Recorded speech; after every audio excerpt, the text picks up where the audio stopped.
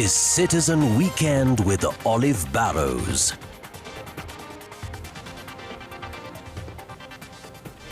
A very good evening to you. All right, and time for Citizen Weekend. And tonight, viewer Emmanuel Dongo, we're going to be discussing the International Criminal Court.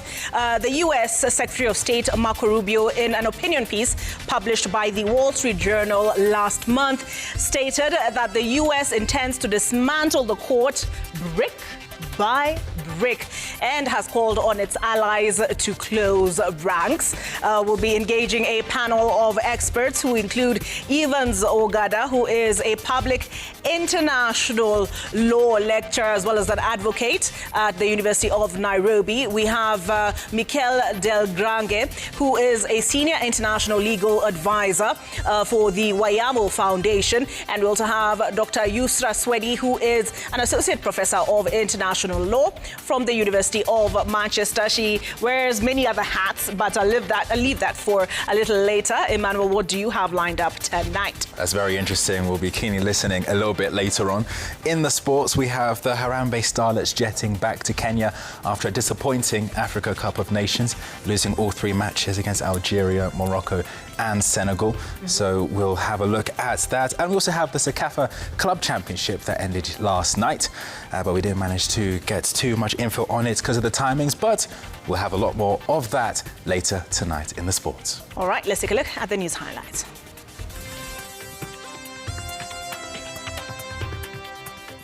$1.5 million shillings.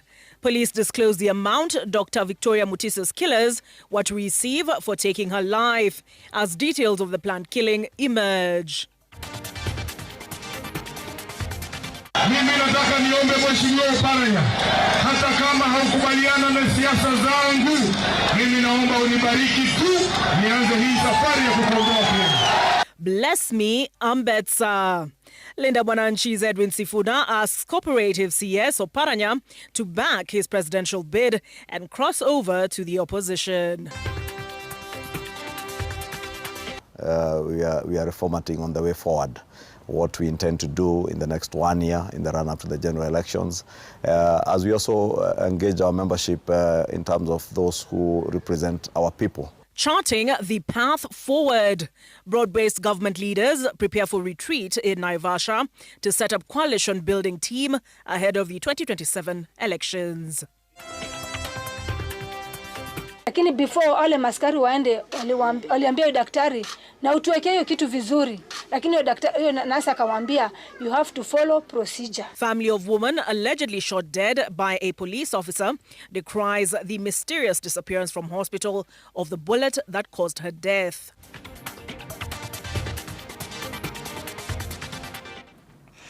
I am joined tonight by Njoki Shege as our sign language interpreter. Fresh details have emerged indicating that those involved in the murder of Dr. Victoria Mutiso had been promised 1.5 million shillings to carry out the killing. The revelation comes as investigations into the murder gather momentum, with detectives also recovering another vehicle allegedly stolen from the disputed property linked to the case. As you'll hear now from Ben Kirui, police continue to hunt for two officers who have been implicated in the killing and are currently on the run. The manhunt for two police officers who went on the run after being linked to the murder of Dr. Victoria Mutiso intensified on Saturday. Senior security officers stepped up efforts to trace their movements.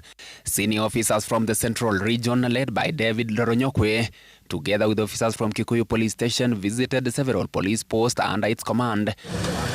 As they pursued leads on Inspector Kenneth Kipkemboi Sang of Nderi Police Station and Bet Kiplangat Collins of the Goto Police Station, who are key suspects in the murder. At the Goto Police Station, the officers searched the house where Collins Bet had been living, seizing several items and records believed to be relevant to the investigation. They later proceeded to Karinde Police Station, where the main suspect, Elijah Kimoi, had previously served. Karinde Police Station. This is where Police Constable Elijah Kimoi was stationed. Kimoi is the prime suspect in the case and is the officer accused of pulling the trigger, fatally shooting Dr. Mutiso. Fresh details also emerging from the investigation indicating that 3 officers had allegedly been promised 1.5 million Kenya shillings to carry out the murder. Each was reportedly expected to receive 500,000 Kenya shilling upon completion of the assignment. Investigators believe a part of the money had already been paid before the killing. The murder was allegedly planned and involved several individuals, including a suspect who had been closely following Dr. Mutiso. Investigators were also seeking firearm registers from Dagoretti, Nderi, Karinda and the Goto police stations as they sought to establish the arms movement register and chain of custody of the weapon believed to have been used in the killing. The murder weapon, which is now in the possession of investigators, is believed to have been issued to Inspector Kenneth Kipkemboi Sang. The Directorate of Criminal Investigations, DCI, says that the firearm was allegedly used by Elijah Kimoy to shoot and kill Dr. Mutiso. Sang is a familiar figure to residents of the Goto, having served at the local police station for less than 6 months before being transferred to Nderi Police Station, where he took up a position of Officer Commanding Station, OCS. His transfer in May followed the controversial death of student Gustavo Victor Karani. The incident triggered protests by residents and increased the pressure on Kiambu security authorities to make changes at the Goto police station. Tuliandamana huku vibaya sana. Wakapigwa transfer na kupelekwa polisi wote walipigwa transfer hapa wote. Ndio hiyo akapelekwa Nderi. Sasa ndio hiyo ingine tunajionea hiyo. Meanwhile, the DCI has made further progress in the search for 2 suspected killers in police uniform, recovering another Toyota Prado in Kisii County. The vehicle is reportedly one of 2 that investigators believe were used to block the taxi Dr. Mutiso was traveling in as she headed to work. Ben Kiroi, Citizen TV, Nairobi. The Democracy for the Citizens Party leader, Rigathi Gachagua, is tonight urging supporters of the united opposition to be patient as the principals agree on the best formula to pick the flag bearer who will face incumbent President William Ruto in next year's general election. The former deputy president stating that the ongoing exchanges involving a section of leaders from constituent parties under the opposition umbrella are healthy and promote democracy, with the single aim of establishing a coalition that will face off with the broad-based alliance. Seth Olale reports from Kajiado County. While attending a public engagement meeting at Ngata Taik, Kajiado Central, DCP party leader Rigathi Gachagua said supporters of the united opposition should vote to elect who will become the flag bearer to face incumbent William Ruto in next year's general election. Sisi wenyewe tutajua vile tutatoa Kasongo, lakini hatuwezi mtoa tukiwa mazungumzo kwa hoteli. Hatuwezi mtoa tukiwa kwa workshop, kwa seminar. Supporters of the united opposition urged to be patient as the principals search for a formula to nominate its presidential aspirant. When do we name the candidate? Justin Muturi anasema ni sasa. Kalonzo anasema December. Rigiji anasema next year. Mwingine anasema tungoje kidogo. The united opposition outfit reiterating that there is no division despite exchanges that involve some of its principles. And it's not enmity, it's disagreeing in a nice manner. Different ideas by different people. And we are all talking and looking for a formula that is acceptable to everybody. Sasa, kama wewe kiongozi, unataka tukusaidie, ukuwe rais wa Jamhuri ya Kenya. Shida ya sehemu hii utajuaje kama ukuji huku? Si lazima ujiete mpaka hapa. So tunaomba tusaidiane. The Maa community urged to shun President William Ruto during next year's presidential polls for failing to deliver his 2022 pre-election promises to residents. Kasongo akahidi ya Boseli ati mtapata tarehe 1 mwezi wa 7. Sherehe ilipoisha kuingia kwa gari akachukua simu. Akapigia director wa KWS anaitwa Kanga. Akamwambia hiyo kitu hakuna. Akatuambia kwamba akiingia kuwa rais ataweka barabara kutoka hapo Bisil iende Torosei, iende Magadi, iende Ndulele, Narok. Hiyo barabara iko DCP party leader Rigathi Gachagua says he is only warming up before launching a vigorous anti-President William Ruto campaign, not only in Maland but in other parts of the country. Seth Olale, Citizen TV at Kajiado Central in Kajiado County. Nairobi Senator and Linda Mwananchi movement leader Edwin Sifuna has asked the Cooperatives Cabinet Secretary and former Kakamega Governor Wycliffe Oparanya to back his presidential bid ahead of the 2027 general election. Sifuna spoke as Linda Mwananchi leaders declared that the Luhya community was done playing second fiddle, saying it would no longer settle for the deputy presidency but would target the top seat through Sifuna as the movement continued its grassroots mobilization campaign in Kakamega on Saturday. Here is Willie Lusige with that report. The Linda Mwananchi team was in Kakamega for its grassroots mobilization campaign. Nairobi Senator Edwin Sifuna asking former Kakamega Governor and current Cooperative Cabinet Secretary Wycliffe Oparanya to bless his political journey. Sifuna directly addressed Oparanya, describing him as a senior political figure who had helped nurture his career within the Orange Democratic Movement, ODM.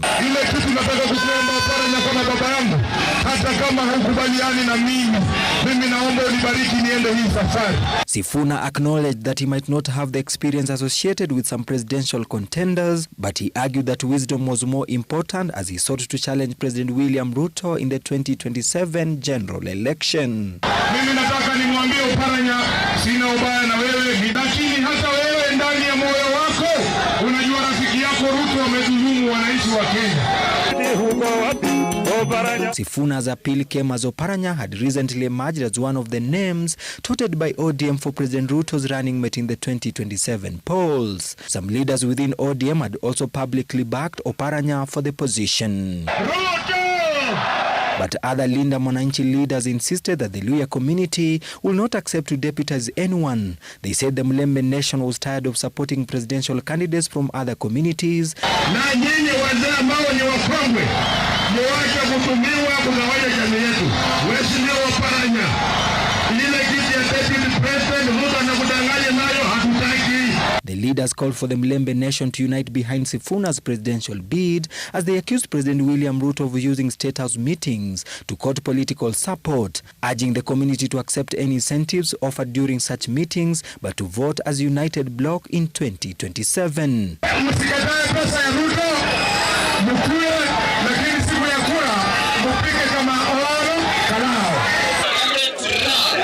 Speaking in Awasi during the burial of Youth League leader Elvis Otieno, Embakasi East Member of Parliament Babu Owino said preparation for the Linda Mwananchi tour of Homa Bay on August 16 were complete. Owino, who is part of the team coordinating the Homa Bay tour, said the movement had already begun its grassroots mobilization campaign and was now heading to Nyanza. We are coming to Homa Bay County. Na sisi baba hakulea mwoga. We are coming to colonize Homa Bay County. Na timu yetu yote ya Linda Mwananchi. Kazi yetu ni kuwalinda ili serikali wapatie chenye inafaa wafanye. Willie Lusige, Citizen TV. Orange Democratic Movement leaders have fired yet another salvo at the Democracy for the Citizens Party leader Rigathi Gachagua, accusing him of chest-thumping over perceived tribal voting blocks ahead of the 2027 general election. The ODM leaders, who pitched camp in Ndhiwa constituency during a Boda Boda empowerment drive, warned that ethnic rhetoric could plunge the country into turmoil. Crispin Otieno has more.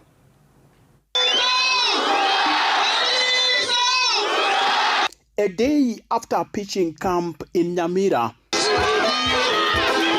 ODM leaders converged in Ndhiwa constituency on Saturday for a Boda Boda empowerment drive. It as the Choice Forum for a political rally, with the leaders taking aim at former Deputy President Rigathi Gachagua over what they termed as his incessant bravado pegged on regional voting numbers. Gachagua propagates exclusion. The politics of big tribes and small tribes, that is not the ODM DNA. And anybody associating with Gachagua and saying they are part of ODM, see hivyo, hao wamepotea. Treasury Cabinet Secretary John Mbadi challenged Gachagua to look beyond his community and focus on leading the entire country. You cannot be a leader who keeps on saying that you want to be president because your community has 7 million votes. Do you want to lead your community or you want to lead the whole country?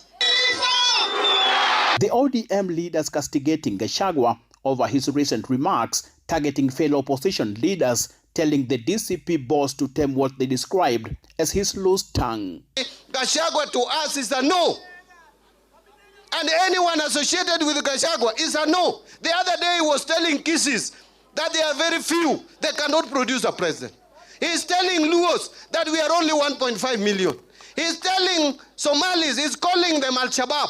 He's calling them pirates. How can we have a national leader whose mind is fixed on regional and ethnic politics? Homa Bay Town MP Peter Kaluma said his party will show up President William Ruto's numbers in the next year's general election.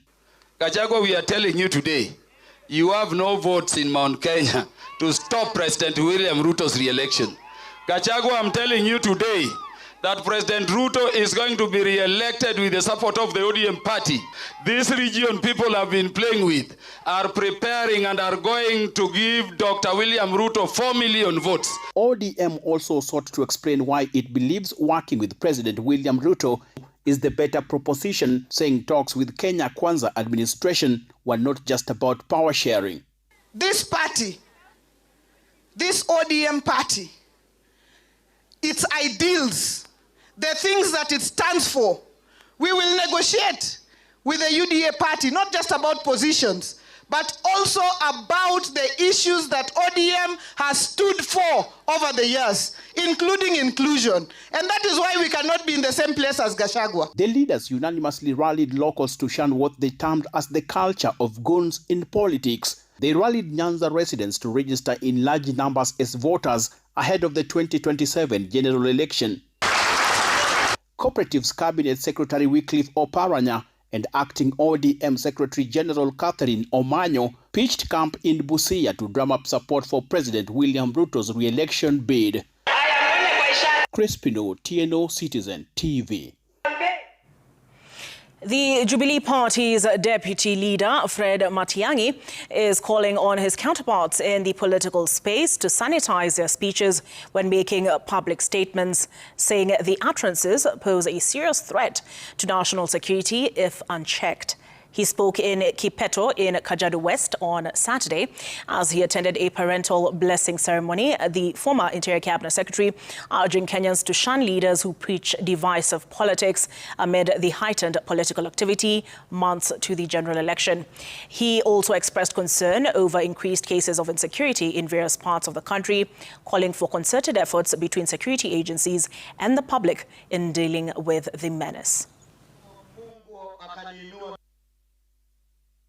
Kama ni mjadala wa siasa, tufanye mjadala wa siasa na heshima, kwa sababu tumeona temperature sasa zimeanza kupanda kwa sababu ya mambo ya uchaguzi, na matamshi mengine kutoka kwa viongozi yanasikitisha. Ni kana kwamba dunia inaisha leo kwa sababu ya uchaguzi. Siasa sio sababu ya kutosha kuleta uhasama, tofauti, mpaka ifike wakati wa matusi na vita na shida nyingi kwa sababu ya uongozi na kwa sababu ya kuchagua viongozi. Nchi yetu hii inahitaji kila mmoja wetu. Hakuna kabila unaweza kusema kabila hii ni watu wa muhimu kuliko kabila hii. Broad-based leaders are set for a 3-day retreat in Naivasha starting Sunday in what is seen as a meeting that will put the broad-based house in order ahead of the August 2027 general election. The meeting in Naivasha will also see several sticky issues put on the table, including the setting up of a team to begin coalition talks between the two parties, as well as the contentious running mate position. Citizen TV's political affairs reporter Stephen Little has more. All is set for a 3-day retreat in Naivasha as broad-based leaders troop to Nakuru County as President William Ruto and ODM leader Oburu Oginga plan to meet broad-based governors, deputy governors, members of parliament and their speakers ahead of the 2027 presidential contest. We'll check in on Sunday evening. We have some meetings on Sunday evening. We have the main plenary on Tuesday, the whole day on, on Sunday evening. We have the whole day on Monday, all the way till evening. We'll give you the press briefing at 4 p.m. High-level meeting comes as the Kenya Kwanza administration faces sustained attacks from the united opposition, with broad-based leaders now pushing for a new strategy to roll out nationwide campaigns to drum up support for President William Ruto. We are keen about knowing exactly how,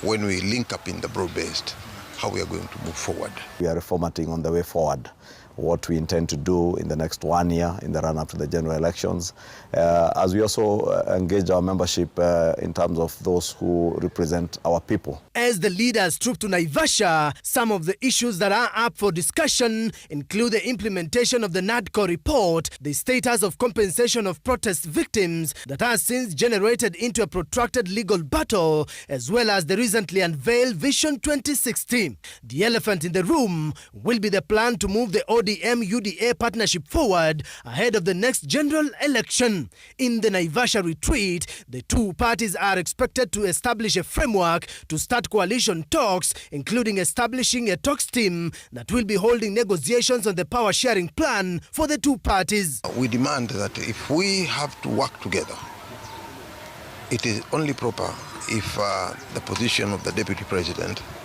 came from the ODM party. The two party leaders did direct that we work towards forming teams, towards the negotiations that we expect to be going into. And I do not want to preempt what is coming before the meeting over the weekend and early Monday. Therefore, we will have a press briefing on Monday at 4 p.m. The battle for the running mate position will dominate the Naivasha retreat as the ODM party is pushing for a 50-50 power-sharing plan. ODM further wants to zone all its strongholds from UDA forays as part of irreducible minimums in the talks. The president and the deputy president cannot come from one party if we are in this broad-based arrangement. And therefore, automatically, it goes without saying that the deputy president will come from the ODM party. We are very confident, very confident. But of course, that confidence also comes with work to be done, and we are more than ready for that work. The meeting will also be keen on drafting a joint manifesto to rally Kenyans behind the broad-based development agenda. Stephen Leto, Citizen TV. Two Technical University of Mombasa students lost their lives in an accident along the Kisumu-Nairobi highway. The students were traveling to Awasi in Kisumu County to attend the burial of their colleague Elvis Otieno, who was the students' chairman at the institution and who died 2 weeks ago. The somber burial in Awasi went on as planned on Saturday. Maria Nyambura reports.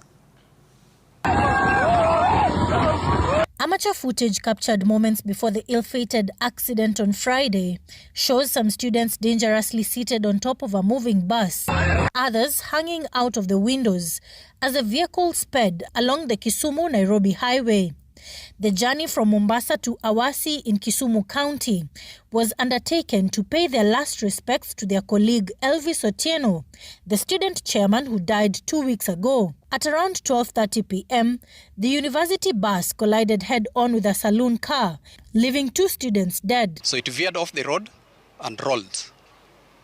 Unfortunately, we lost two male students in that accident, which happened at around 12:30. 32 other students are nursing injuries, with 17 admitted at Jaramogi Oginga Odinga Teaching and Referral Hospital and 15 at Lisa Hospital in Ahero. The vehicle dodged a small car, then lost the control and fell. There were some students on top of the vehicle. There are some that were inside the vehicle. We were waiting for the convoy at Ngere when we received the information that one of our vehicles has rolled. So when we came, we got the information and we had to rush to the hospital. Meanwhile, in Awasi, the burial of the late student chairman went on as planned on Saturday, drawing leaders including Embakasi East MP Babu Owino, who joined mourners in paying their last respects. Today is the best day. It is the worst day in my life. It is the worst day of a mother. Giving birth and raising a child is not an easy duty. What was meant to be a solemn farewell has instead plunged the institution into another session of mourning, with families and students now grappling with more loss. Marianne Nyambura, Citizen TV. Our sympathies go out to those affected. Now, on a lighter note, President William Ruto and First Lady Rachel Ruto's daughter, Charlene Ruto, was celebrated in Kilgoris, Narok County, during her traditional Koito pre-wedding ceremony. The cultural event brought together national leaders, family and friends who honored Kalenjin traditions. The Koito is a traditional engagement and dowry negotiation ceremony in the Kalenjin community that is used to cement ties between families, and among the dignitaries present were Deputy President Kithure Kindiki, Prime Cabinet Secretary Musalia Mudavadi, Aido Odinga, ODM Party Leader Dr. Oburu Oginga, among others. The Koito marked an important family occasion symbolizing unity and tradition, while ushering in a new chapter for Charlene and Tanzanian entrepreneur Isaiah Yunge.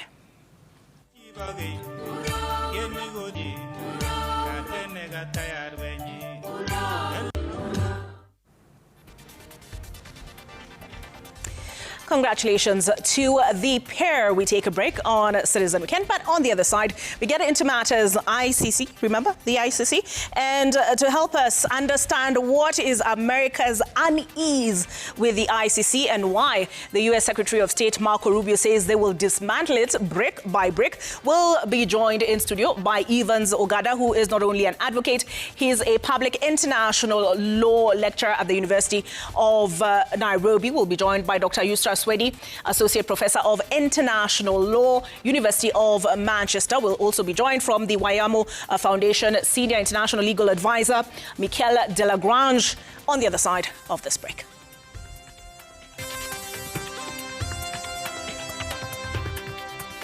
The U.S. seeks to dismantle the International Criminal Court, demands its allies co-sign or else. Is this the end for the court of last resort? We discuss this after the break. This colossal marvel is the symbol of dominance. It is ready to take on any terrain effortlessly. Presenting the UD Trucks Quester. Going the extra mile.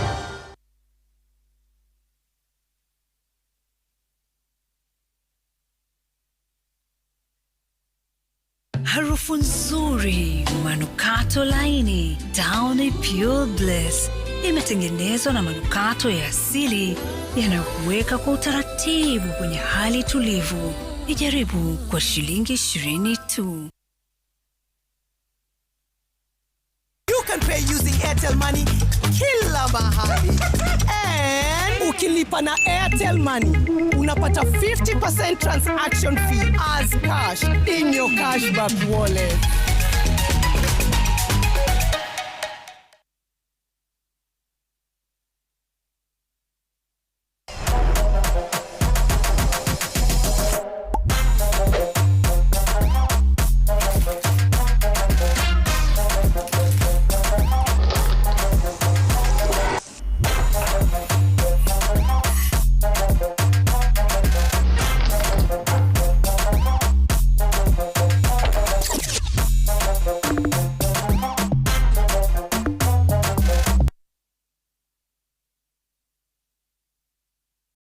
Over the years, Shabiki imetengeneza millionaires all over the country.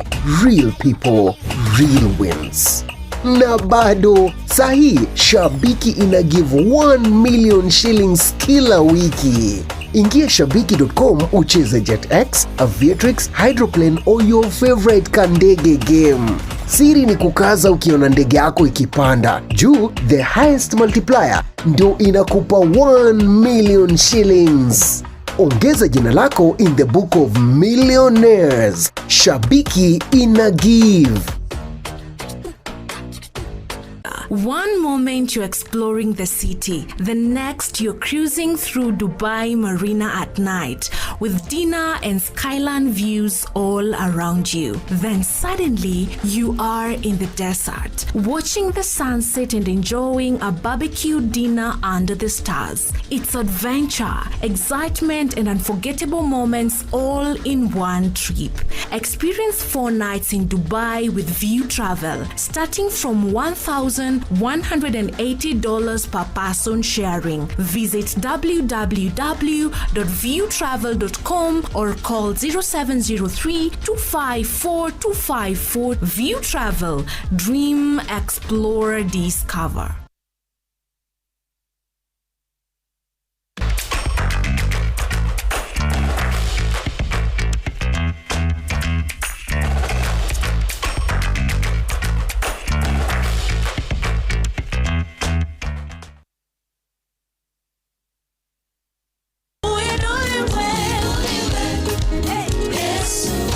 Don't disqualify yourself from fulfilling the purposes of God upon your life. This Sunday at International Christian Center, Nairobi. Maybe you look at yourself and you think, I'm too old. Or maybe you say, I'm too young. You see, you are never too old. You are never too young to be used of God. It's not about what you have in your hands. It's about a life that is fully and wholly surrendered before God. Live on Citizen TV from 8 a.m. to 9 a.m.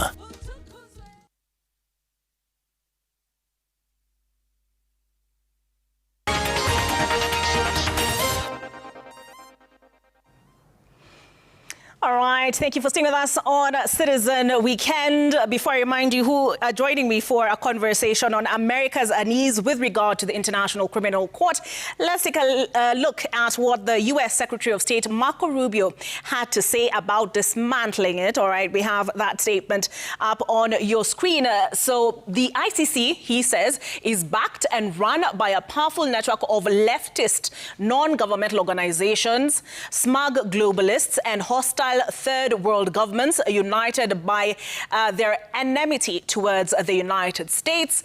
This opinion piece that was published last month in the Wall Street Journal continues to read, the ICC's interfering with American military and law enforcement operations isn't only a grave overreach of its purported authorities, it would mean the death of the U.S. as a sovereign and independent nation. He continued to state, perhaps more polite and compliant nations could make their peace with that arrangement, but this is America. We don't intend to trade independence for rule by a self-appointed priesthood of international law. And lastly, his statement ended with this: using all the tools at our government's disposal, working beside every ally with whom we can make common cause, we will dismantle the International Criminal Court brick by brick if necessary. All right, I am joined in studio by Evans Ogada, who is an advocate and a public international law lecturer at the University of Nairobi. We are joined from Geneva, Switzerland by Dr. Yusra Swedi, an associate professor of international law, University of Manchester. And she also she's founder of Simplified Approach to International Law. Right? So basically what you guys are here to do tonight. So if you want to find that site, it is lansail.org, LAN, S-A-I-L, sailing, like on the sea, .org. And we also have, joining us from Geneva, Switzerland, the Senior International Legal Advisor, the Wayamo Foundation, and that is Mikel Delagrange. Thank you all for joining me and our viewers this evening. I'll start with you, Mikel, what did you make of that statement by Marco Rubio, in keeping with the stance that the Trump administration has taken as far as the ICC is concerned? Well, thank you, Olive, and let me start with my biases. I worked at the International Criminal Court for 12 years, so I don't profess to be neutral on this topic, and also all of my comments will be my own. Yeah, I think this Trump administration has inverted the Teddy Roosevelt slogan of speak softly and carry a big stick. I think this administration's policy has been speak loudly and hit everyone over the head. And honestly, I don't think it's within this administration's power to dismantle the ICC. That can only be done by the states parties that are within the Rome Statute system, the 125 states who have signed on to it. But what Rubio can do is make association with the court more expensive. Now, I think it's interesting for your listeners to know that this isn't the first time that this has happened. And early in 2000, when Bush was president and I was just a law student, the Bush administration, after the Afghanistan and Iraq war, were going around with allies, forcing them or trying to compel them to sign what they called Article 98 agreements. And these Article 98 agreements were bilateral immunity agreements. So they basically said, you don't prosecute us, we won't prosecute you, we won't send you over to the court. This was put to Kibaki, and Kibaki refused to sign it. And the penalty was that the United States withheld foreign aid to Kenya for over a year. But the interesting lesson is, the United States needed Kenya more than Kenya needed the United States at the time. And this was already in early 2000. And America blinked, not Kenya. And within a year, the Americans reinstated all of the aid that they had withheld, together with 14 other African states. So I think the lesson here is that if our countries that are signed on to the Rome Statute remain united, I think the ICC will weather the storm. Oh, wow. Okay, that's an optimistic view. I don't know whether it's shared by Dr. Swedi. Marco Rubio has said they've launched a diplomatic campaign, and this is about state sovereignty versus globalism. What do you make of that?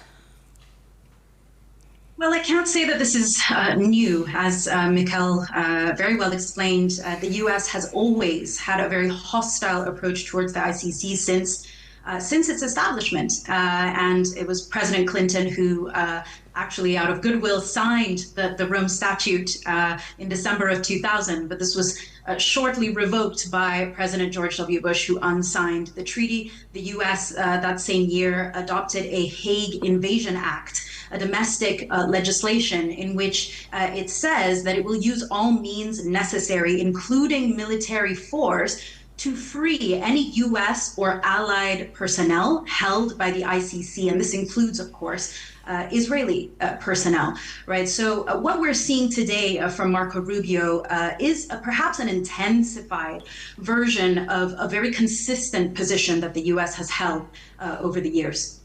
All right, a consistent position. So, you know, there was the view. Do you remember in 2017, after, remember this charges against President Uhuru Kenyatta, now President William Ruto, and in 2017, I think the AU backed withdrawal from the International Criminal Court, and there was a sense that, you know, the scales of justice tilted heavily where the third world is concerned, but where the developed world is concerned, they're not even signatories. So the US and Israel are not signatories. In Kenya, we still hear members of the United Opposition telling President William Ruto, by the way, if you misbehave, tunakurudisha wapi? Tunakurudisha ICC. What do you make of the statements? Is the U.S. hostility towards the ICC, has it eroded, you know, its power to dissuade against crimes against humanity, war crimes? Well, as my co-panelists have correctly pointed out, this is not new from the United States. The United States, being the belligerent that it is in the world, has constantly been antagonistic against the International Criminal Court. What you're saying is an upscale in terms of rhetoric. What you see from Rubio, what you hear from the Trump administration is writ large MAGA hyperbole, the kind of language that you will hear from the current American administration. You could see from the pen-up by Rubio in the Wall Street Journal, reference to countries in the global south as third world. For heck, they've called us shithole. And they're trying to create a phantom of enemies against the United States. The United States has been antagonistic against this court from day one. So you cannot create enemies where none exist.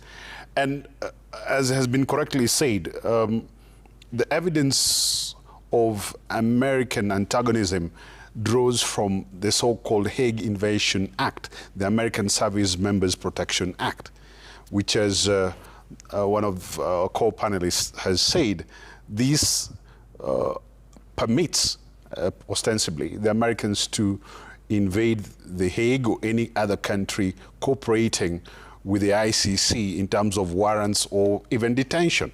And this must be called out. This is a violation of Article 2, Subarticle 4 of the UN Charter. It is a violation of Article 2, Subarticle 1 of the UN Charter. These provisions prohibit against the use of force. Article 2 captures equality of states in terms of membership and rights and obligations within the UN. So basically, America is upsetting the international order that it was part of founding in 1945, and they have benefited immensely from this world order. Mm-hmm. Yes. Is this a case, in your view, Mikel, where the rules apply to you but not to me? You're involved in the Sudan situation, for instance. What signal does this send to those who have suffered rape, who have suffered atrocities at the hands of the warring party? I think it sends a very powerful signal that you can continue to commit crimes with impunity, and one of the world's superpowers endorses impunity. And I think it's telling that Rubio's announcement happened at the same time that the deputy prosecutor was in Chad meeting with victims that have been displaced from Sudan in the current conflict. So I think what's really important to kind of focus on is that what's really happening is this administration is harking back to, and President Trump is very clear about this. His idol is President McKinley, the first colonial president in the United States history.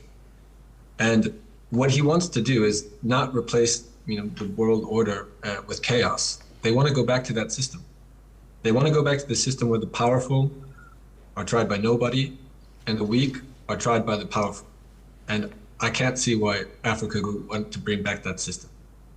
Okay. Dr. Swedi, the US and Israel, so their argument is that they're not even party to the Rome Statute. And so for Bensouda in 2020 to have released the statement that the Court of Appeal, I think it was, had given the green light to investigate what transpired in Afghanistan in the early 2000s. Now the Middle East war is, under the microscope. Is it possible for the ICC to investigate countries that are not even party to it?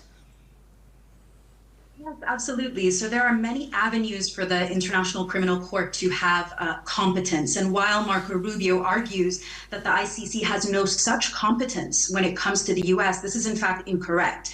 So the Rome Statute, which is the constitutive treaty, the founding treaty of the ICC, refers in Article 12, paragraph 2, letter A, to territorial jurisdiction. And what that means is that if crimes are committed on the territory of a member state, such crimes can be investigated. And those crimes can be committed by just about any national. The national can be from any country, even by a member, a country that is not actually a party to the International Criminal Court. And this explains the investigation in Afghanistan, for example, because Afghanistan became a member of the ICC in 2003. All right. You share the same position? Absolutely. We must remember that Fatou Bensouda, as prosecutor, did not make this statement. We have to remember that, was it in the year 2015, Fatou Bensouda approaches the trial chamber to get endorsement of warrants. That was denied. She appealed the decision. The Office of Prosecutor, the OTP, applies for a review, basically an appeal to the appellate chamber, and the appellate chamber reverses the first court.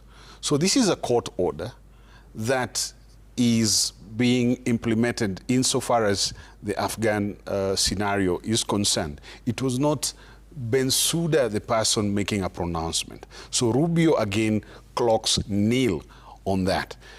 We have to remember that the intimidation and the aggression against the court has since moved on to capture judges. This is a frontal attack on judicial independence. Judges are now being intimidated more directly. Whereas Prosecutor Khan was removed the other day, he has come out openly to say that some of his misgivings and some of the challenges he faced, Bensouda as well, were out of the warrants they pursued against Afghanistan and also against Netanyahu and Gallant. So the message that the Americans are sending is that we are trying to foster a new norm where the weak and their allies will reign by might, and those countries that are considered weak, the so-called children of the lesser God, those ones, we will try them as we wish. And that came out of the mouth of no less a politician than the late Lindsey Graham, when at one point he said that the ICC was meant for the third world countries in Africa and people like Putin. That was not meant for the United States and our allies like Israel. You are sending the bad message to rulers in the world who will think that impunity has been given a carte blanche. Okay. Yes. Mikel, have member states reacted, responded in defense of the Rome Statute? Well, yes, they've responded rhetorically. Unfortunately, we haven't seen much substance with respect to standing up to the United States. And I mean, that on some level is understood or understandable, because to stand up to the United States draws the ire of the United States. We've seen 79 states, for example, sign a statement in support of the ICC in February 2025. This was before the judges were sanctioned, but we still haven't seen, for example, the European Union enact its blocking statute to prevent the use of sanctions against nationals in the European Union. We haven't seen any other state do that yet either. And I think that's going to be a sure sign that some of the ICC member states, when that does happen, and hopefully it happens soon, are starting to grow a spine and willing together and realize their power together, 125 states, to stand up to some of these global superpowers. Mm-hmm.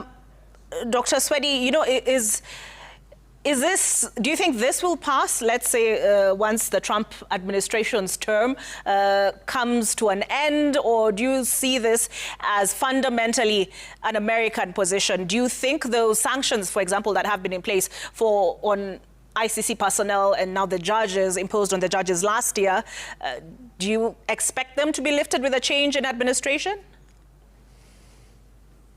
We can only hope so. We can only hope that what we're seeing right now by the Trump administration is the most hostile and aggressive position that the U.S. will or has taken and will take for many years to come. We can also hope that, as Mikel echoed, that the Assembly of State Parties, so the member states of the ICC, will become emboldened to stand up and take more proactive measures to save the ICC from and to defend it, to defend its existence. What we're seeing right now, unfortunately, is beyond the two states, the only two states who have withdrawn from the ICC in its history, Burundi and the Philippines. We have a recent wave of announcements from countries such as Venezuela, Chad, Burkina Faso, Mali, and Niger. and what should be happening, actually, given what the ICC was actually established to stand for, which was to move beyond just victor's justice that we saw during the Nuremberg trials post-World War II, but really to establish a sense of rule-bound accountability that is open to all, regardless of power. And so in light of that, in light of what the ICC was established to symbolize and to fight for, I believe that it would be in the best interest of all states who are currently parties to the ICC to defend it in light of recent controversies around certain more powerful states, or Western states, if you will, being targeted from US personnel in the Afghanistan investigation to the Palestine investigation, and of course the implications for Israel. All right. Wakili, we've, as has been stated by Dr. Swedi, there have been withdrawals, right? Remember, from just the Kenya case and again the African Union, clearly countries do have a problem with the way the ICC operates. Do you think perhaps it is time to reflect on that? Well, the ICC has its challenges, and some of us have been raising those concerns. However, you have to focus on the US policy against this court, and that policy has shifted between outright opposition, assistance, and neglect, depending on which administration is in office. However, we must remember why this court was established. This is a product of the post-Nuremberg world. The ICC comes in as a permanent court to primarily stop impunity and to bring in a permanent framework to deal with international crimes. It also was brought in place to give the victims a voice and to offer capacity where national courts cannot. We must remember that the ICC is not a primary court. It comes in where the domestic court is unable or unwilling to do anything. So we need to focus on what domestic national courts are doing to deal with those international crimes and make sure that the capacity of the ICC is worked on and the challenges that we have witnessed over the years are addressed. Going frontal against the ICC is not only going against the ICC itself, but we will be going against the order, the international order, the post-bellum international order that is structured around institutions such as the ICJ, the International Court of Justice, the UN monitoring framework, indeed the post-world order. So the Americans need to think through what they are trying to do. And if any of them is watching you, and I hope they are, they need to remember there's a book there by an Irish professor called William Shabbos. He has written quite ably the history or leading us to the Rome Statute and the International Criminal Court. We came from the dark ages and we got a semblance of order through Nuremberg, leading us to the Rome Statute and the ICC. We need not to coil back on those gains. All right, thank you very much for speaking to us tonight. Wakili Evans Ogada, advocate and lecturer of public international law at the University of Nairobi. We've also been joined from Geneva, Switzerland by Dr. Yusra Swedi, who is an associate professor of international law, University of Manchester, as well as founder, Simplified Approach to International Law. You can visit lansale.org to take a look at that. And we've also had, from Geneva, Mikel Delagrange, who is the Senior International Legal Advisor for the Wayamo Foundation. All right, we'll take a break, but Citizen Weekend continues on the other side.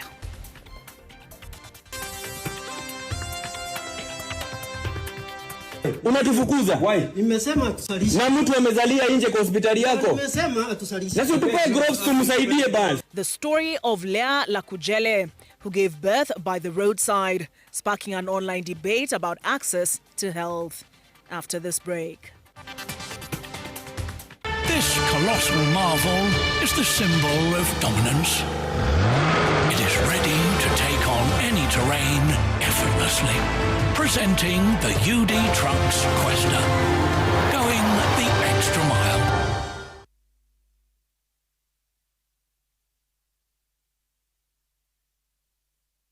Sometimes I need a fragrance to keep me calm, stays fresh in the heat and feels elegant into the night, lasting longer than expensive perfumes. New Downy, lavender calm, sunrise fresh and sweet elegance, freshness that inspires confidence.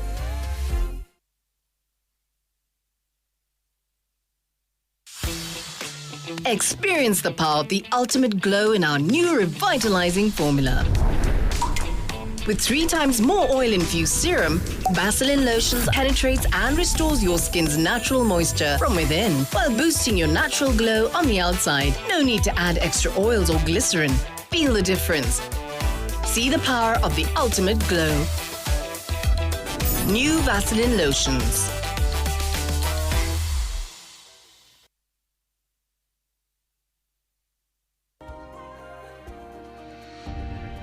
When I have back pain, I reach for 2 tablets of Panadol Extra.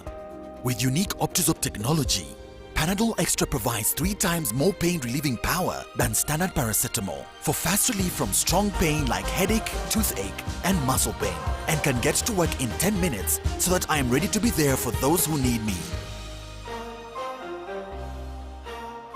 Stronger pain relief at only 20 shillings per pair.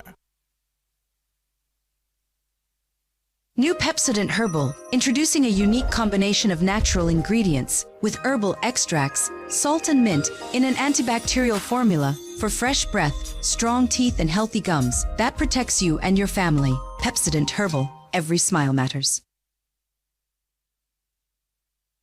Africa's largest horticultural fair is back. Welcome to the annual Co-op Bank Naivasha Horticultural Fair, 23rd edition. The event features 250 plus exhibitors, over 5,000 attendees, focusing on live product demos, buyer-seller networking, agricultural technology, machinery, crop management, supply chain, and related service. Join us on the 18th and 19th of September 2026 at the Naivasha Sports Club and be part of Africa's growth. To book your space, call us through the numbers on the screen.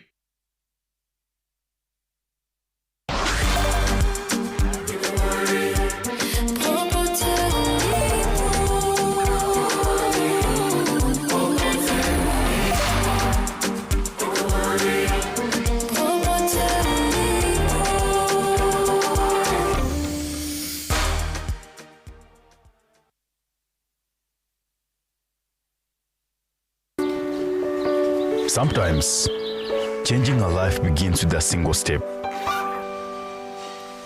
Behind every dream is someone who believed enough to give an opportunity.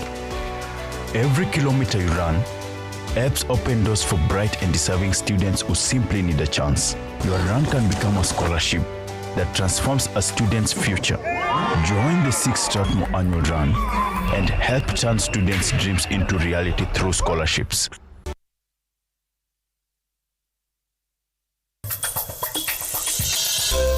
She sent her daughter to come and lie to me. Honestly, tuongee. Ningekuitishia hiyo pesa ungenipatia? Understanding autism can feel overwhelming, but clear answers make all the difference.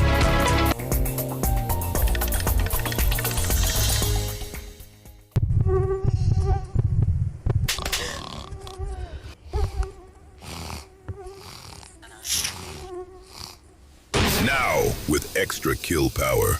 Mazkill, for most kills.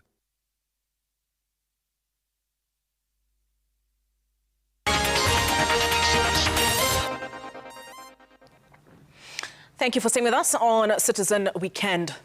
The family of Maureen Ndoko from Pipeline Estate is crying out for justice after she was shot by a police officer at Gikomba Market. The bullet passed through her body and struck 16-year-old Abdallah Lihan, lodging in his leg. Maureen, a mother of 1, died on Friday at the Kenyatta National Hospital after 4 days of treatment. As O'Day Francis reports, the family alleges that the bullet removed from Abdallah's leg has mysteriously disappeared, while Aipua remains silent despite claims the officer involved was attached to the Shauri Moyo police station. On Monday, August 3rd, 44-year-old Maureen Nduku and 16-year-old Abdallah Lihan were at Gikomba Market on routine errands. Police officers stormed the area, claiming they were pursuing phone thieves and fired shots into the air. Sisi tuko nenda Gikomba, tukafika kwa bridge, tukasikia risasi mbili masaa kwanza. Tukapangishwa line na leni ya kuteremka na kuna kupanda. Sisi tukaingia kupanda. Tukipanda na polisi amesimama hapo kama na hivi bunduki. Akasema kuna kitu kama hii chini mnyokote. Kijana fulani akaiona, akaiokota. Akachukua. Ilikuwa magazine. Hapo polisi alikuwa amenua bunduki juu. Tukateremka chini. Hapo chini, polisi akapia polisi mwingine hiyo magazine. So polisi kuingiza hivi magazine, akaenda kuweka hivi, ikalupuka. Ikapiga mama fulani kwa tumbo, nikakuja kwangu. Abdallah's mother recounts the moment her son was shot. Niliuliza askari, hakuna njia yote mngetumia ya kushika wezi, mliona mtumie tu risasi? Akatuambia tulikuwa tuna disperse wezi. Akaniambia mama, unajua wezi walikuwa wamesumbua watu hapo kwa daraja sana. X-ray images confirmed the bullet pierced Maureen before lodging in Abdallah's leg.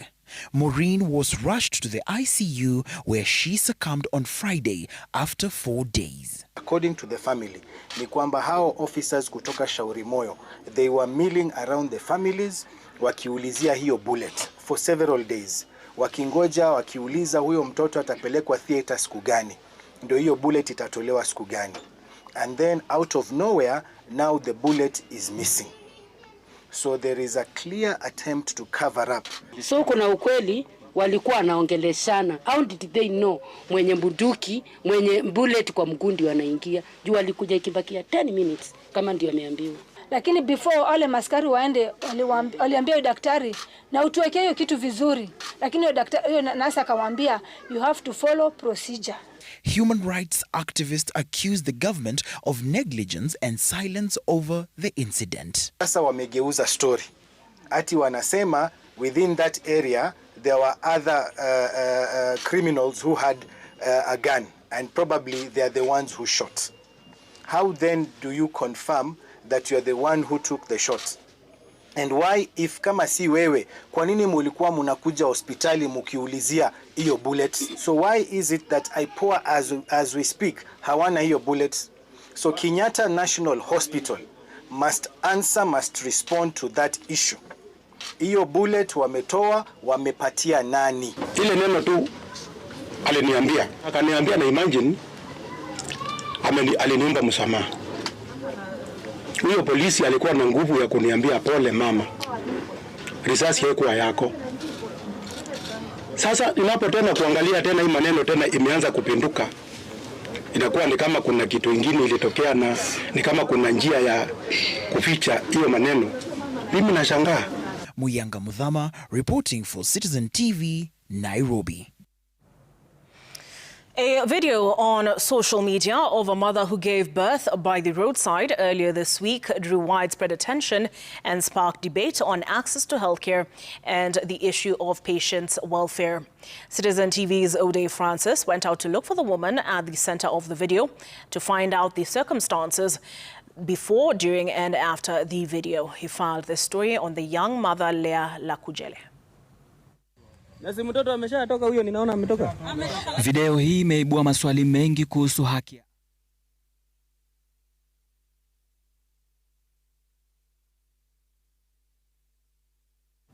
My apologies. We will have the English version of the story coming up shortly. The Safaricom telecommunications company has launched the Pata More campaign in Nakuru, an initiative aimed at giving customers greater value across its products and services. Speaking during the launch, the Safaricom Chief Consumer Business Officer, Fauzia Ali Kimanthi, said the campaign seeks to help customers get more for their money while expanding access to the company's digital and financial services. Ali Kimanthi said the initiative comes at a time when rising fuel prices continue to drive up the cost of goods and services, putting pressure on households. She said Safaricom recognized the need to support its customers by helping ease some of that pressure through greater value across its offerings. Vile unajua wakati kama huu vile petroli imeenda juu, uchumi umekuwa mkali kidogo kwa Mkenya, na si kwa Mkenya pekee. Hii inaendelea ni kama ulimwenguni, bei ya petroli imepanda. Bei ya petroli ikipanda, gari itapanda, bidhaa za familia zitapanda. Kwa hivyo tukaona ni vizuri tujaribu kusaidia mteja wetu kumpunguzia hiyo kusikia kama amebanwa sana. Ambapo tena unaweza pata mapato mengine huko ndani. Sio kama unaelewa na hata wewe.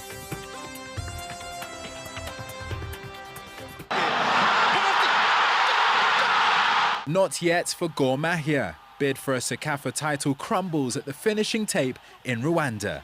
Details after the break.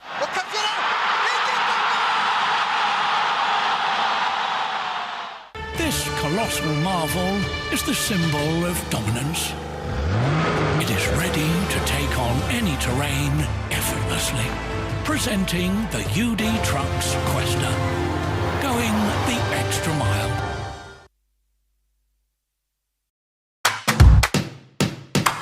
Kwa majina naitwa Abel Bugesi Nyambane, ninatoka pande ya Thika. Mimi ni mwanabiashara na nafanya kazi na bodaboda. Kwa kweli najihisi nikiwa na furaha zaidi, maana ni wakati wangu wa kwanza kupata pesa kama hiyo. Nimepanga kununua bodaboda yangu, maana yenye nilikuwa natumia ni yenye nilikuwa nimeachiriwa. Wale wenye hamwamini, sijui ni nini na wafanya msiamini. Mimi shinda hapo kutaamini, sisi wacha tuendelee kuwa mamilionea. Shabiki ina give. When I have back pain, I reach for 2 tablets of Panadol Extra. With unique Optizop technology, Panadol Extra provides 3 times more pain-relieving power than standard paracetamol for fast relief from strong pain like headache, toothache, and muscle pain, and can get to work in 10 minutes so that I am ready to be there for those who need me. Stronger pain relief at only 20 shillings per pair. The county government of Nandi, under His Excellency Governor Stephen Sang, has announced a 100% waiver on all accrued interest and penalties. Simply pay your outstanding principal land rates and enjoy the full waiver. Visit your nearest county revenue office to confirm your parcel number, collect your invoice, and receive payment instructions. Make payments via County Pay Bill 299299 using your parcel number as the account number. Offer ends 30th August 2026.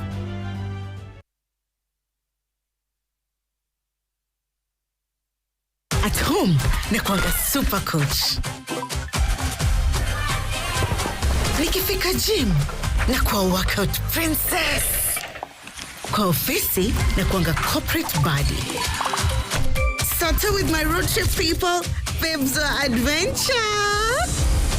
Bado mimi ni chief chef. Soft life specialist, social bubble. For all the things you are, tell 6-in-1 for all your washing needs.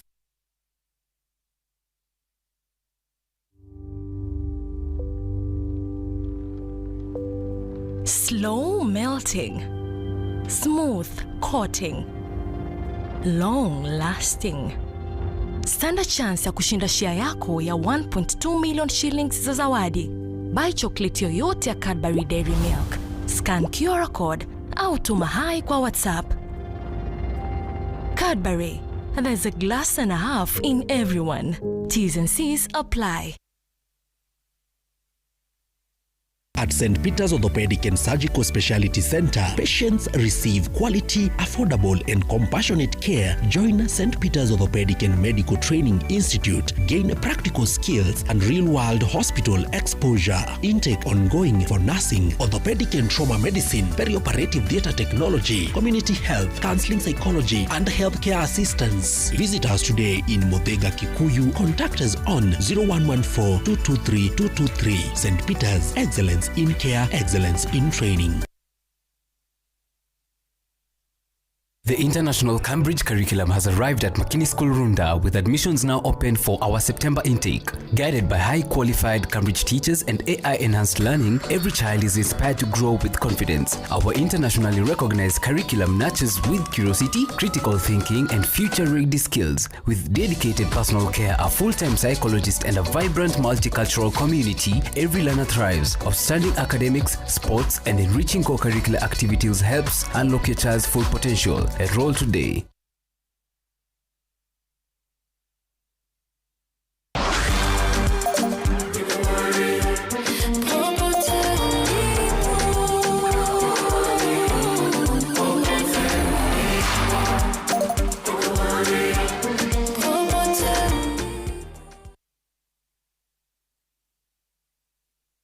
Kibao kila wiki na Carrefour. Enjoy fresh chicken leg quarter at 549 shillings per kg. Grape soy 500 grams at 359 shillings. Carrefour sunflower oil 5 liters at 1,489 shillings. And Rampton soundbar at 12,295 shillings. Deals kibao kila wiki na Carrefour.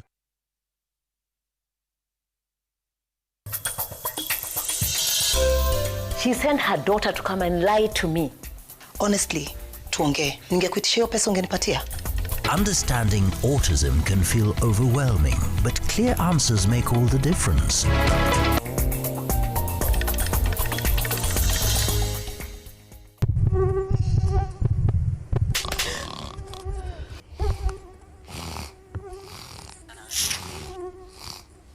Now, with extra kill power, Mazgil for most kills.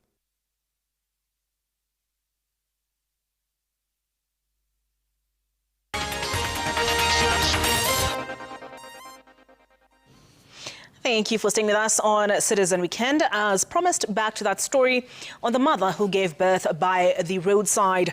And the video that was posted to social media earlier this week drew widespread attention and sparked debate on access to healthcare and the issue of patient welfare.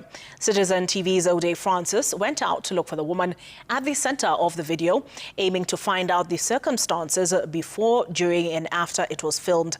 He filed this report on the young mother, Lea Lakujele. This viral video has grabbed the attention of many Kenyans online.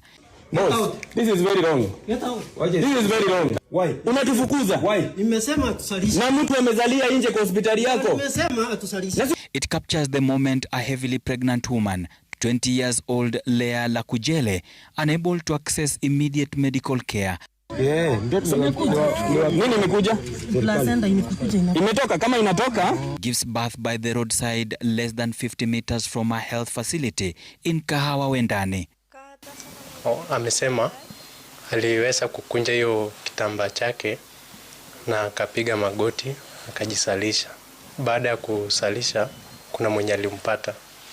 Coming from this house, Lea had no option but to walk to a nearby facility. Her husband, a night guard, was away. Witnesses say Lea had first rushed to the nearby medical facility in search of emergency help. Moments later, found herself delivering the baby on her own. Hii ilikuwa usiku na kuna baridi. Sasa huyo mtoto alikuwa anatetemeka, huyo mama mwenyewe alikuwa anatetemeka. Juu alikuwa na bleed. Juu hata ukiangalia pale kuna damu yenye aliacha pale. With the new mother suddenly facing a serious challenge, members of public quickly stepped in. Tulipoenda pale kwa daktari, akuja tusaidie kukatanisha hiyo nini? Umbilical cord. Huyo daktari akatuambia azalishangi. Karudi pale nikamwambia wewe tusaidie gloves, basi sisi wenyewe tusaidia. Daktari yule aliniambia pale hawafanyi hizo services. Nikamwambia basi hizo gloves niuzie basi. Akaniambia hapana, nyinyi tokeni. Kwanza alituambia na madharau sana, akatuambia get out of here. Wakati tulirudi hapa kwa mama, niliweza kumshikania pamoja na wale watu walikuwa hapa, tukamweka kwenye gari. Ile hali ya kumweka kwenye gari ndio ile uchafu inatoka kwa gari inatiririka ikaingia kwenye gari langu. Tuliweza kuchukua huyo mama tukamfikisha St. Joseph. At St. Joseph's Hospital, we found Leah taking her morning breakfast. Well-wishers comforted the mother and assured her the baby was safe after having mobilized assistance. They came in without having been registered with SHA, neither did they even have cash. So for us, we just admitted with the hope that a solution would come in the end. But even without the money, we are still strong believers of every life matters. Citizen TV visited the health facility that rejected Leah to establish what transpired. The clinician had a patient, had another child who had febrile convulsions. No. He told them that you can go to the nearest facility.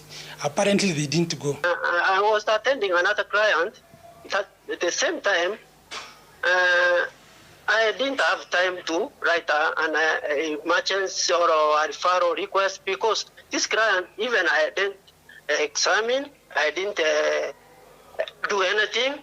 So the only thing I said, we don't offer maternity services. If you want to deliver the baby, go somewhere like St. John's and get the service there. The Kenya Medical Practitioners and Dentists Council KMPDC say medical facilities should ideally provide emergency care in a situation such as the one Leah faced.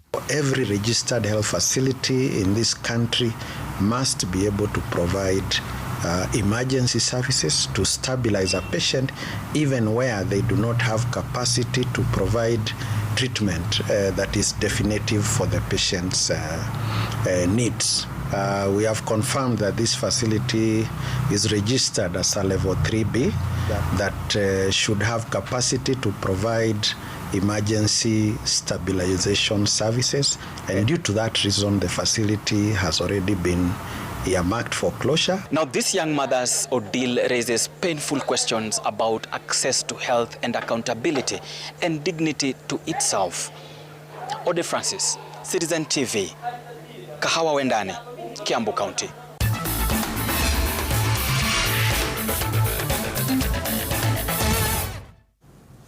All right, let's now get into the sports news. My name is Emmanuel Ndungu. Kenya's women's football team, the Harambee Starlets, returned home early Saturday after their group stage exit at the 2026 Women's Africa Cup of Nations in Morocco. The Kenyan contingent landed at 1:40 a.m. following a disappointing campaign in Group A that saw the Starlets lose all 3 matches. They opened with a 4-0 defeat against host Morocco before going down 1-0 to Senegal and 2-0 to Algeria. The early exit leaves the Starlets with plenty to address as Kenya looks to rebuild the team and close the gap with Africa's top women's footballing nations.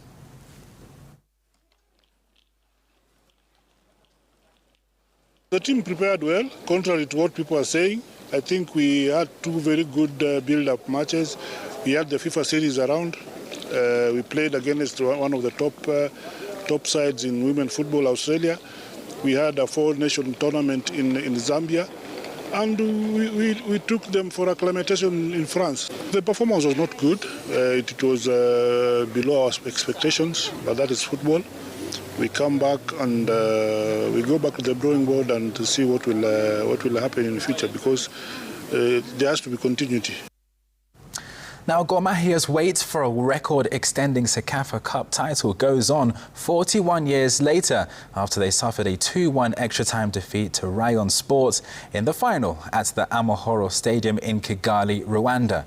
Rayon Sports took the lead through Herman Kameni in the 28th minute before Sharif Musa restored parity for Kagalo in the 55th. The two sides could not be separated in regulation time, forcing the final into extra time, where Daniel Muhoza produced a stunning acrobatic finish to seal the title for the Rwandan Giants. The victory ended Rayon Sports' 28-year wait for the CECAFA crown, as Kagalo's quest for a first title since 1985 continues.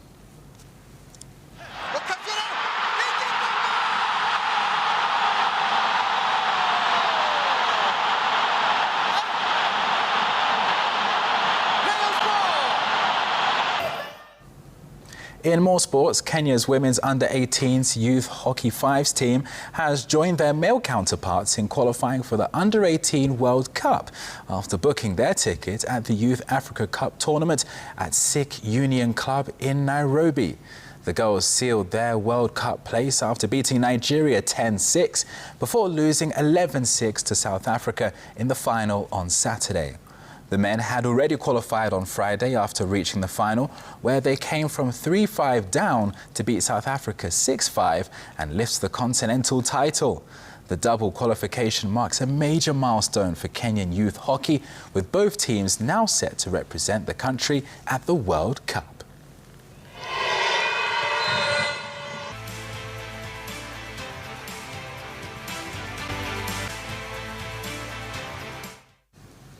Well done to the teams over there. But now, in other sports, the Beach Volleyball Commission is challenging more secondary schools to embrace the sport ahead of its official inclusion in the KSSA calendar next year. Cheptil won the boys' title with a 2-0 victory over Sangalo in the just concluded finals, while Kosirai claims the girls' crown after beating Solomenti 2-0. The finals were held at Mango High School during the 2026 KSSA National Games. We have had a growth of the beach volleyball, and this time round we had about 19 teams from all over the country, including Northeastern. And that tells you that the sky will be the limit, because everybody now is getting interested in this new game of beach volleyball. That gives us the motivation to go for it more. Ours now is investment in the human capital. We want to train as many coaches and referees so that at least we go now to the grassroots and support and establish this game in all the regions in the country. That I can promise you that it will take shape. We have the coastal region with one of the best beaches that we have in the country. We have beaches in Nyanza, like in the case of Senye Beach. We have beaches in Lake Turkana. And so this is a matter of just getting sand from Eastern. Liver Kaiti has a very good beach. And that is why the Bohoni team almost made it to the finals, because they have the plenty. And to finish off, India's defending World Youth Scrabble champion Madhav Kamath leads the standings after 16 rounds of the World Youth Scrabble Championship in Nairobi. Kamath has a 12.5 wins from 16 games with 3 losses and holds a half-point lead over Pakistan's Ahmed Salman. Australia's Dineth Fernando and England's Samuel Crispin are tied on 12 wins, while Nigeria's Khalid Olosun is 5th. Kenya's best performers are Margaret Joy and Stephen Mburu, ranked 32nd and 33rd respectively, both with 10 wins and 6 losses.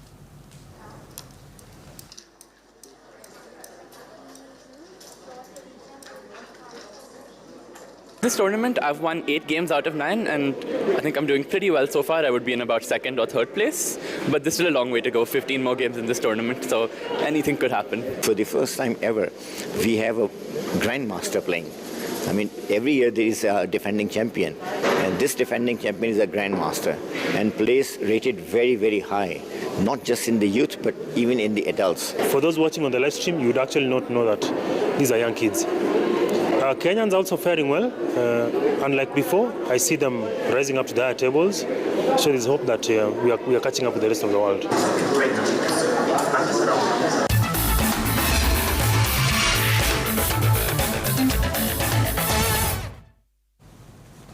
And that is all the sports news that we had for you today. So thanks very much for joining us, and we'll have a lot more tomorrow as well. All right, that concludes Citizen Weekend.